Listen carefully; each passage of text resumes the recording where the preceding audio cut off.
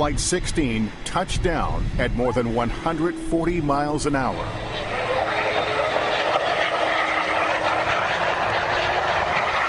The aircraft was carrying 231 passengers from Newark, New Jersey to Warsaw.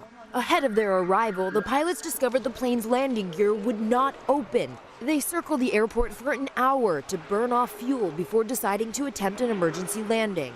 With the runway covered in flame-retardant foam, the plane landed on its belly without its wheels. Sparks flew up from the friction of the impact, but the plane did not catch on fire and quickly came to a complete stop.